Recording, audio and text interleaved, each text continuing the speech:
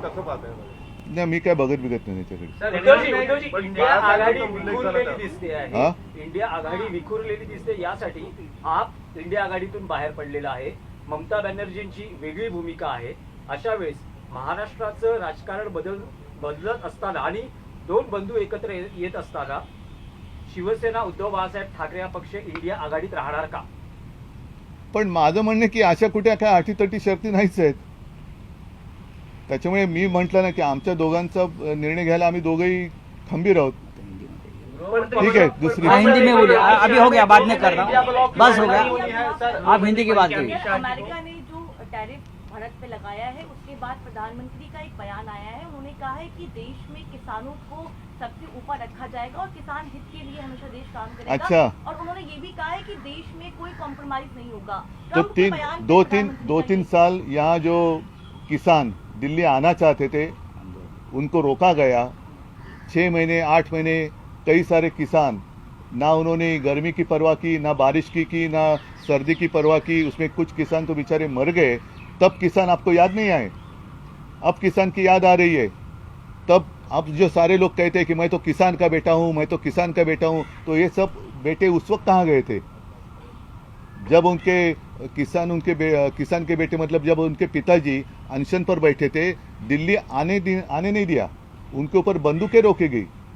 बीच में काय त्याला म्हणतात किले भी खेळायला काय म्हणतात हिंदी, किलेच, वो भी डाल दिए, दीवारें खड़ी कर दी और उनको नक्सलवादी कहा गया। तब आपको किसान की याद नहीं आई। तो ये सब झूठापन आहिस्ते आहिस्ते इनका नकाब फटते जा रहे हैं, दिन ब दिन बेनकाब होते जा रहे हैं और असली चेहरा उनका अब सामने आने लगा है। सर, इंडिया ब्लॉक की बैठक होनी है दिल्ली में सर, लंबे समय के बाद इंडिया गठबंधन की बैठक होने जा रही है। इस बीच आप लोग दोनों भाई भी एक साथ आए हैं, क्या दोनों साथ में जाएंगे वहाँ पे राहुल गांधी के पास? क्योंकि आप लोग, हम दोनों भाई समर्थ हैं, हमें क्या करना है हम दोनों करेंगे, उसमें तीसरे की आवश्यकता नहीं है। सर, इलेक्शन कमीशन का एक ट्वीट है जिसपे उन्होंने कहा है कि एक भी सिंगल ऑपोजिशन पार्टी ने ऑब्जेक्शन रेज नहीं किया है ये एसआईआर पे, बिहार के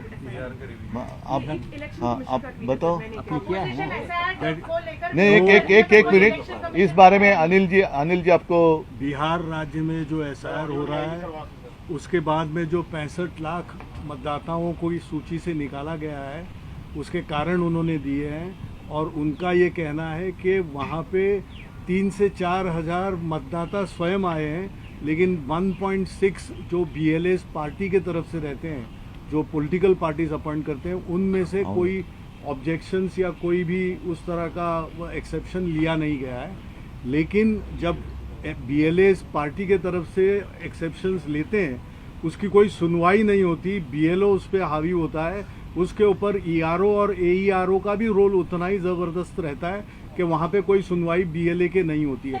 तो उन्होंने जो सेटअप किया हुआ जो पूरा का पूरा एक सिस्टम है उसको देखा जाए। चीफ इलेक्शन कमिश्नर को बार बार हमने भी जब मीटिंग करके उनको कहा था, तो उसके ऊपर नहीं होती है, वन वे उनका डिक्टेट रहता है और उसको वहाँ पे सुधारा जाए तो डेमोक्रेसी सही मायने में हम कहेंगे कि भारतवर्ष में डेमोक्रेसी है। सर, एक सवाल ये है, आप लोग एसआईआर का मुद्दा संसद में उठा रहे हैं और चर्चा